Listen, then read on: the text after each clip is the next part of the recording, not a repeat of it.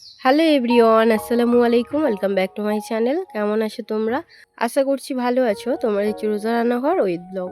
প্রতিদিনের মতো আজ আবারও চলে এলাম তোমাদের মাঝে নতুন আরেকটি রেসিপি নিয়ে। আজকে আমার রেসিপি থাকছে আম পোড়ার শরবত। এই গরমে অবশ্যই কিন্তু একবার হলেও এই আম পোড়ার শরবতটা ট্রাই করতে পারো। আশা করছি ভালো লাগবে। চলো তাহলে দেখে নেওয়া যাক আজকের রেসিপি।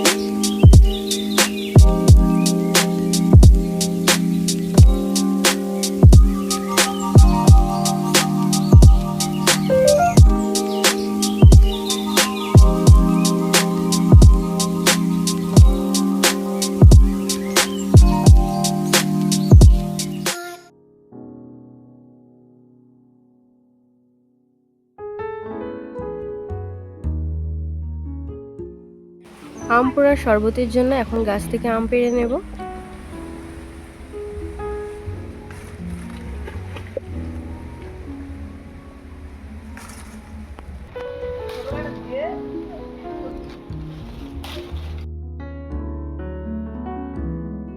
যেহেতু আজকে আম পোড়ার শরবত বানাচ্ছি, তাই ভাবলাম রান্না বাড়া তো হয়ে গিয়েছে, এই গরম উনুনে আমটা পুড়িয়ে নেওয়া যায়। তার জন্য দেখো এখানে একটা স্ট্যান্ড বসিয়ে দিয়েছি। আমগুলো ধুয়ে নিয়ে তেল মাখিয়ে নিলাম। এবার এই স্ট্যান্ডের মধ্যে সবকটা আম দিয়ে দিলাম।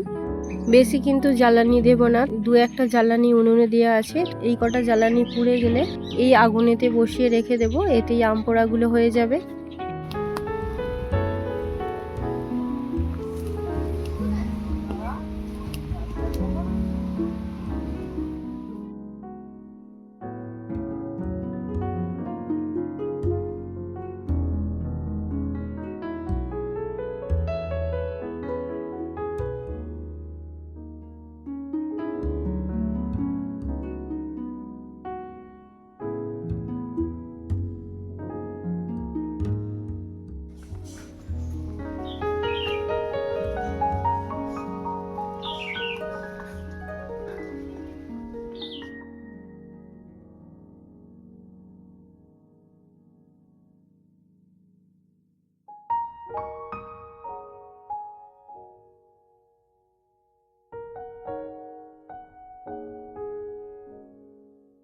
আম পোড়ানো হয়ে গিয়েছে। এবার একটা ক্যাচারের সাহায্যে আমগুলোকে তুলে নেব।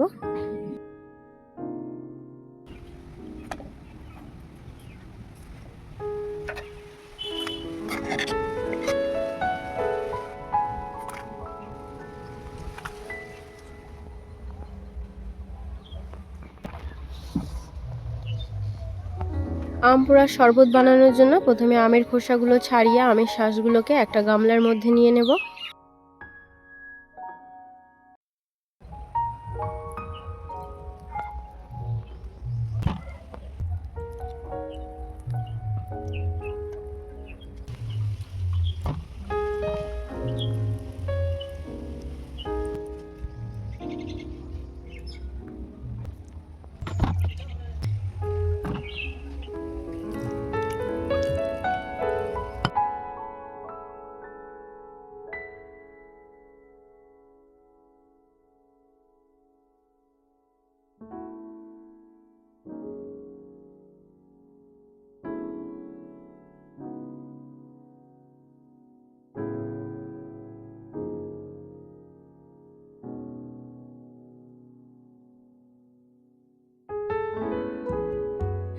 এবার এই আমের শাঁসের মধ্যে দিয়ে দিলাম পরিমাণ মতো চিনি। তোমরা যেমন মিষ্টি খেতে ভালোবাসো সেই অনুযায়ী নিয়ে নেবে। আর দিয়ে দিলাম দুটো কাঁচা লঙ্কা, নুন, বিট নুন, আর দিয়ে দিচ্ছি চিলি ফ্লেক্স।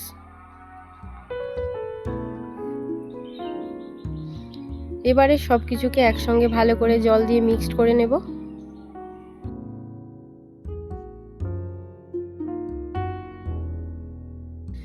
এই গরমে টক ঝাল মিষ্টি আম পোড়ার শরবত খেতে কার না ভালো লাগে। যারা যারা এই আম পোড়ার শরবত খেতে ভালোবাসো অবশ্যই তারা কিন্তু কমেন্টে জানাবে।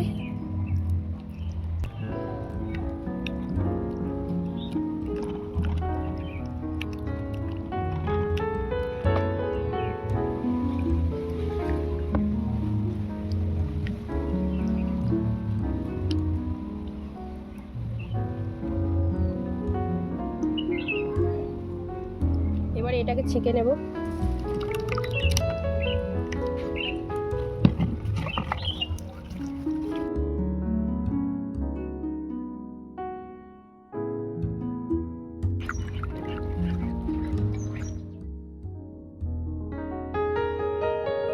আম পোড়ার শরবত বানানো হয়ে গিয়েছে, এবারে গ্লাসের মধ্যে নিয়ে নেব।